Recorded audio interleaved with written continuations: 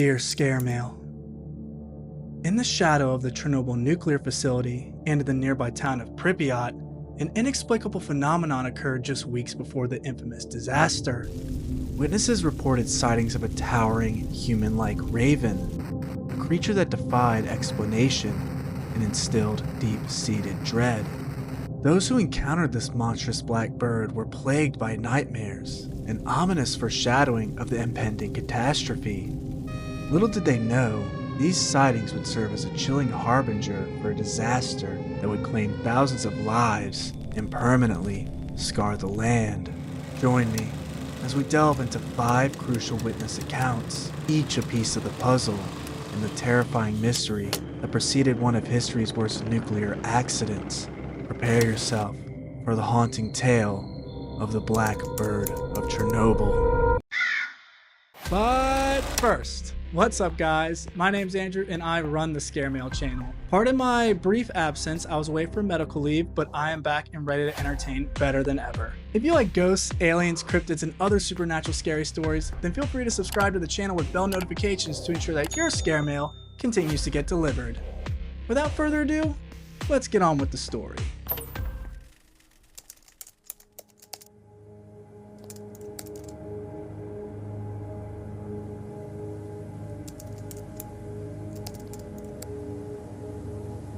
A mist covered the farmlands of Pripyat as Ivan Petrov, a local farmer, sat down for breakfast on what should have been an ordinary spring morning around 5 a.m.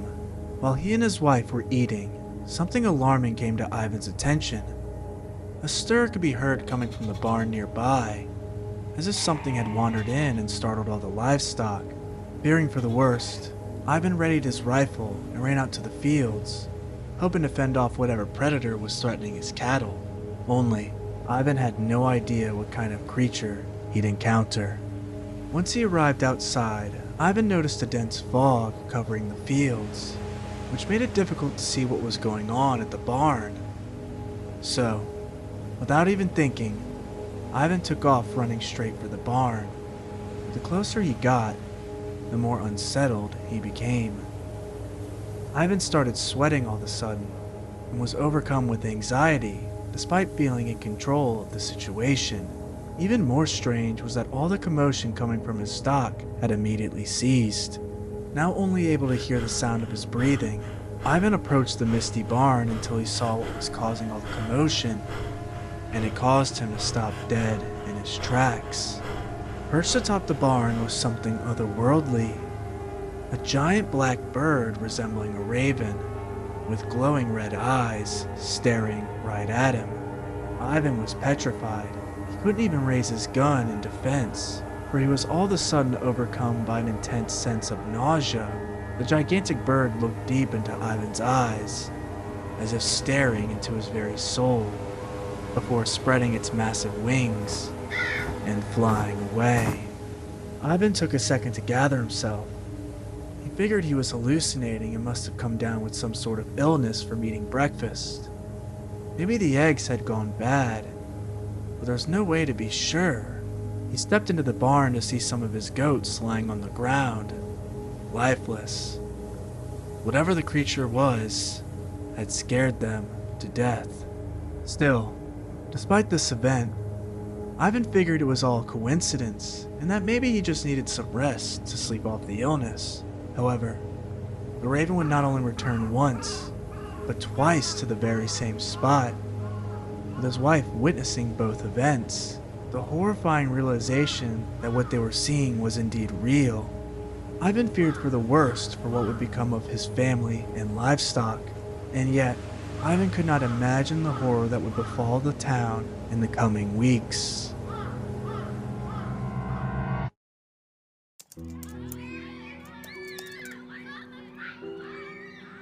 Nine-year-old Sasha Ivanov and a few of his classmates were enjoying a nice day at the playground after school in the town of Pripyat. It was a gorgeous day and the kids had no intention of heading home anytime soon, so Sasha suggested they play a big game of hide and seek to start their weekend. The children played a little game to decide who would be it first, and lo and behold, Sasha lost the game and was declared the seeker. Once the role was decided, Sasha's friends ran off as he counted to 20. And once he was done, he started to thoroughly search the playground, hoping he could easily find someone nearby. But to his surprise, Sasha's friends hid very well, and he figured he'd have to stretch out a bit further than the playground to have a chance of finding anyone. So, not too far from the playground was a clearing to the woods, and Sasha felt it was a perfect spot for someone to hide. He giggled as he pranced his way over to the large trees because deep down he knew he was going to find somebody. However, what Sasha would end up finding would put not only him, but the entire town of Pripyat on high alert. As Sasha searched the clearing, he couldn't shake the feeling that he was being watched. This had nothing to do with the excitement of the game, for Sasha felt he was in danger all of a sudden. Sasha called out to his friends to come out and that the game was over, but no one responded. Sasha called out once again, insisting that he wasn't joking, and yet no one revealed themselves until the bushes next to Sasha began to shake. Startled, Sasha turned his attention to something emerging from the shrubbery, and what he would see was certainly more frightening than his friends. The towering black bird revealed itself, slowly pacing towards the now frozen Sasha. It was larger than any animal he had ever seen, and its glowing red eyes led him to believe it may have not been an animal at all. Crying out in terror, Sasha turned and ran as fast as he could back to the safety of the playground, where he came across other pedestrians and the rest of his friends coming out from hiding. He tried to explain what he had seen, but none of his friends believed him and thought it was merely a cheap trick to get them all to come out from hiding. Later that evening, Sasha explained what had happened to his parents over dinner, but they too had trouble believing Sasha's incredible story. They asked Sasha to draw what the creature looked like, and to their surprise, the black bird with red eyes matched the same creature Sasha's mother had been seeing in her dreams. And with that, the idea that the black bird could be real began to flourish. By this point, dozens of people had reported seeing the infamous black bird, which led to a neighborhood meeting at the local school to discuss the mysterious sightings. A local bus driver came forward, claiming to have seen the raven, along with one of the school teachers among many others. Those who hadn't seen the bird claimed they had haunting dreams about it, believing it to be some sort of omen of things to come. And at the time, the citizens of Pripyat had no idea just how right they were. If the blackbird sightings were this prevalent in the nearby town, imagine how frequent they may be for those working at the Chernobyl nuclear power plant.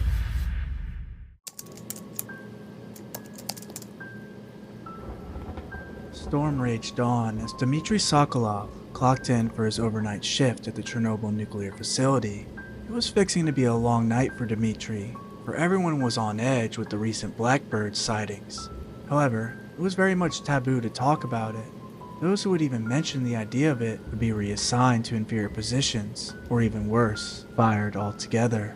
Still, Dmitry believed the blackbird ordeal to be total nonsense, and was likely due to mass hysteria around the recent incidents. So, Dmitry changed into his work garments and settled in for a night that would end up changing his life forever. Halfway through his shift around 3 a.m., Dmitry was snuggled away in a dimly lit corridor, working on a crossword puzzle to pass the time when something caught his attention. An ear-piercing scratching sound was coming from a nearby window. It was like nails on a chalkboard for Dmitry, so he got up and walked on over to see if he could stop whatever the cause of it was, assuming it was just a branch brushing up against the window during the storm. The noise grew louder and more irritable as Dmitry approached the window. His plan was simple: open up the window and break the branch causing the disturbing noise. But Dmitry's intentions wouldn't go as planned, for when he opened the window, Dmitry was shocked to see the large black bird standing on the roof next to the window. It made a loud screeching noise, causing Dmitry to fall backwards. He scrambled on the ground, petrified as he stood up to run and call for security. When Dmitry led security to the window to investigate, they found that nothing was there, and the screeching had stopped. The officers reprimanded Dmitry for wasting their time, and he was promptly sent home for the rest of the night. Unfortunately for Dmitry, this wouldn't be the end of the blackbird for him, where he would endure harrowing nightmares daily of the monstrous creature leading up to the fateful incident.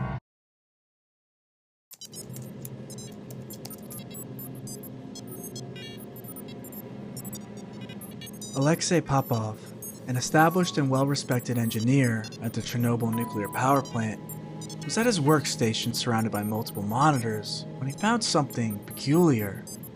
On one of his monitors, Alexei could see that one or more of the control rods in the lower part of the reactor wasn't responding correctly. Normally, this could be indicative of an unexpected neutron flux reading coming from the lower part of the reactor, which, surprisingly, wasn't that uncommon at the time. So, Alexei took it upon himself to go check out the bottom of the reactor to see if he could learn anything new. Once down there, Alexei stepped into the lower part by entering through a crawl space, but little did he know that he was inching closer and closer to something otherworldly. Now, in a dark, cramped crawl space, Alexei turned on his flashlight as he worked his way toward a clearing to a more spacious area. But something felt off. It wasn't just that he was in an uncomfortable closed space, but rather a sense of dread he couldn't quite shake. Still, Alexei pursued onward through darkness and red flashing lights as he arrived at the opening, and once he worked through, he was met with the horrifying sight of the Black Bird, almost as if it had been waiting for him. The Black Bird cawed loudly as it spread its wings, lunging towards him until... Sometime later, Alexei awoke surrounded by his colleagues at the entrance to the crawl space. He urgently warned everyone not to investigate the area, for the Blackbird would likely be down there waiting for them. Alexei's boss demanded he get a grip and stop raving about the Blackbird hysteria. Despite this order, Alexei became enraged and demanded it was time they started to heed the Blackbird's warning, whatever it may be. But, of course, Alexei's boss didn't appreciate this outburst very much, and wasted no time relieving Alexei Popov of his duties. Alexei may not have known it at the time, but his boss just accidentally saved his life. For now, at least.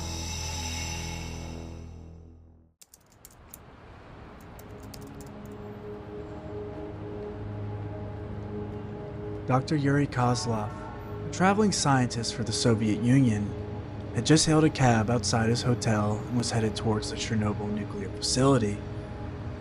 His task was simple: perform various tests to find the reasoning behind the inconsistent data that was coming from the plant. However, to no one's surprise, Dr. Yuri's tests were merely a formality. Regardless of what Yuri would find, he was expected to concur with the lead scientist at the plant, and report that nothing was out of the ordinary. Still, Yuri entered the facility expecting to find little to worry about. Only, little did he know how horribly wrong he would be. Dr. Yuri was welcomed by members of the staff before making his way down to the reactor to begin his tests. There were multiple discrepancies that Dr. Yuri wanted to look into, including analyzing the unexpected fluctuations in the reactor's power output, along with measuring the radiation levels coming from the reactor. This sounds like a lot of scientific jargon, but it's important to note leading up to this point, many scientists, including Alexei Popov, were growing concerned about the troubling reactor. Despite this, upper management felt there was nothing to worry about, and urged Yuri to be swift with his tests so they could move on with their day. Now leaving him to his work, management left the scene as Yuri got to work on his analyzation, and it didn't take long for the traveling scientist to find something alarming. Before he even made it to the door of the reactor, Yuri's Geiger counter started to spike, indicating that there were high levels of radiation seeping out of the reactor. But that's not the only thing he found. There was a massive buildup of xenon isotopes as well, alluding to an instability in the nuclear chain reaction.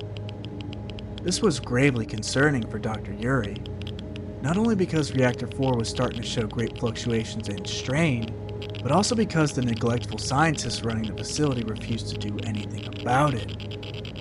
It was obvious that all these things combined would lead to a tipping point, and that tipping point was dangerously close.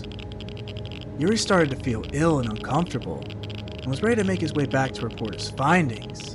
But before he could leave, something else caught his attention. In the corner of the corridor he was in, Yuri noticed his Geiger counter ticking off the scale when he passed by. And then, he saw it. Emerging from the shadows was the terrifying Black Bird, but it looked different than what others had seen. It looked more human-like this time. It didn't make any noises or even attempt to move at the frightened Yuri. All it did was lift a hand from underneath one of its large wings and pointed it at the scientists. Yuri's counter was screaming at this point, so loud that Yuri couldn't even think. In a panic, Dr. Yuri fled the facility and immediately left Pripyat, a decision that would cost him his life. For what Dr. Yuri didn't know was that the Blackbird was pointing towards the room with management to tell them of what was coming. And yet, Yuri ran for his life, and with that, doomed Chernobyl and the people of Pripyat. And if you like this supernatural video, check out our scare mail on the Pascagoula abduction right here, because that one is equally fascinating. Thanks for watching, and good night.